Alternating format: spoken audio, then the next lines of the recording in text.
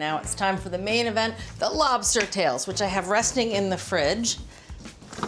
I love lobster tails. Now these are gorgeous. These are about 6 or 7 ounces each. All right, so these were frozen, but I let them thaw. I'm gonna set them aside while we work on the flavorings for the lobster, which starts with garlic and butter. Over here I have some butter, melting in my favorite little butter melting pot, 6 tablespoons of unsalted butter. To this, we're gonna add some garlic, 3 cloves of garlic. I'm gonna make garlic butter. And for this garlic, I like to mince it by hand because I like seeing the distinct pieces of garlic in the butter. I'm being a little fussy about this, but it is lobster tails after all. So 3 cloves of garlic. In culinary school, Skills 1 class, which is one of the first cooking classes you have to take. One of the tasks was mincing garlic, and you had to put it in this little Dixie cup and bring it up to the chef at their station, and they would pick through it with a toothpick to look at any of the pieces that were unevenly sized. I mean, it's kind of ridiculous, but stuck with me. All right, that is the size I'm looking for. All right, so all that garlic is gonna go right into this pot of melted butter, and that is garlic butter. Stir this together. Some of this is gonna go into the topping for the lobsters. Some of it's gonna go right on the lobsters while they're at the grill. All right, garlic butter's done. Now time for the topping that's gonna go onto the lobsters partway through grilling. Here I have some panko, toasted panko, about ½ a cup. Set this aside. We're gonna flavor that panko with some fresh parsley, about 3 tablespoons of minced fresh parsley. And here I have curly leaf parsley, which, to tell you the truth, isn't my favorite. I like the stronger flavor of the flat leaf Italian parsley. But the thing I like about curly leaf parsley is it's sturdy and it lasts 10 times longer than the flat leaf parsley. So give curly parsley a try. All right, just gonna chop it up. Obviously I've washed it and I just took off the stems. All right, that looks pretty good. Into the panko the parsley goes. There we go.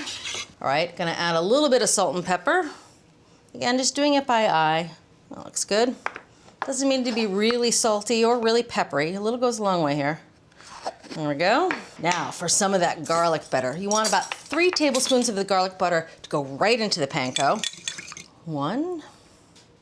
A lot of those garlic solids, they fall to the bottom of the pot, and that's okay. They're gonna wind up on the lobster at the very end. So don't worry about that. Time for the lobsters.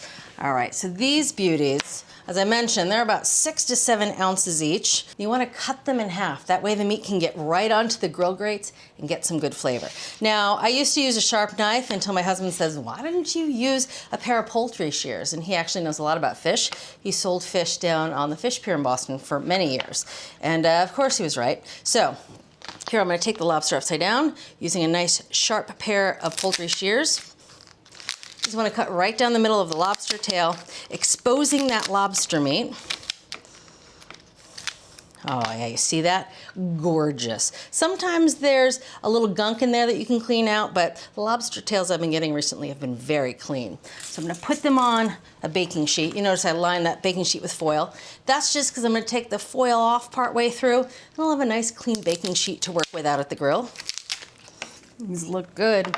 All right, now it's time to clean up, grind a little salt and pepper onto those lobster tails, and fire up the grill. All right, that grill has been heating up for about 10 minutes or so.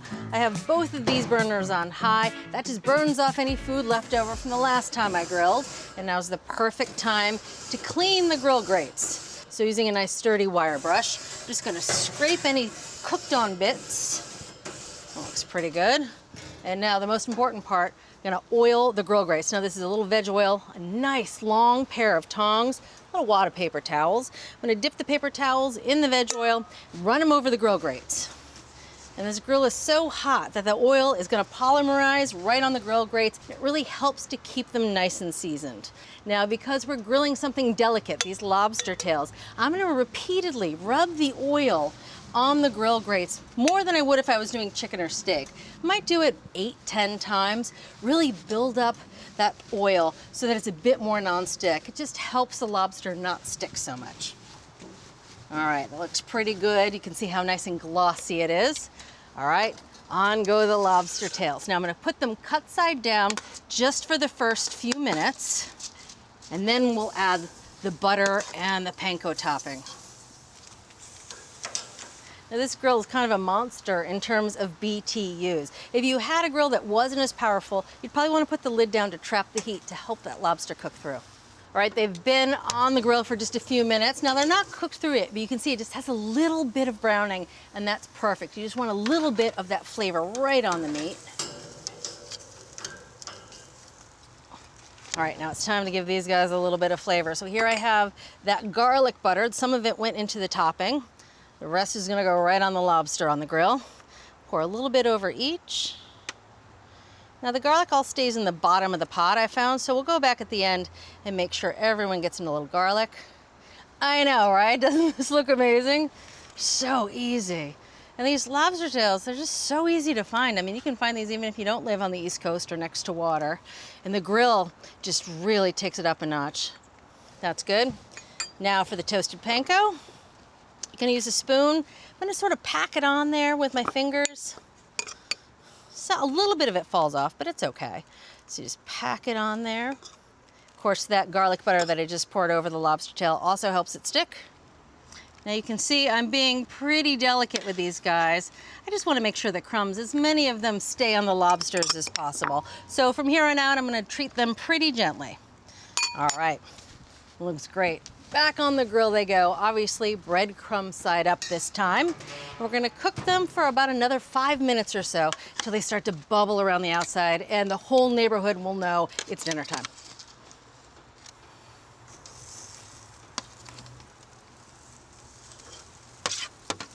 Now sometimes when I'm grilling, and I've found this on many different grills, the pieces in the front see a little less heat than the pieces in the back.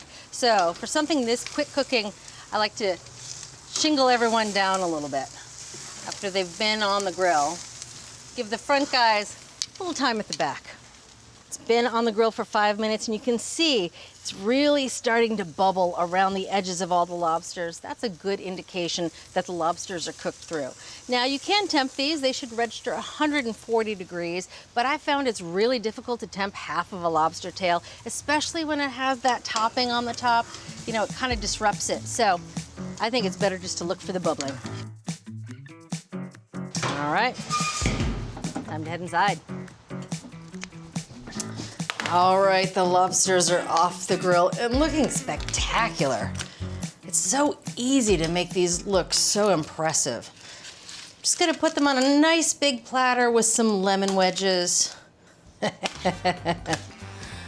one might not make it to the table. All right, now for a taste.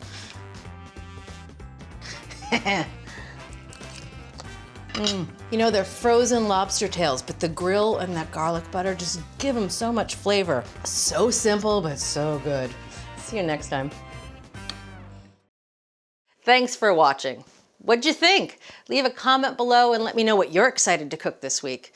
And while you're at it, hit that subscribe button.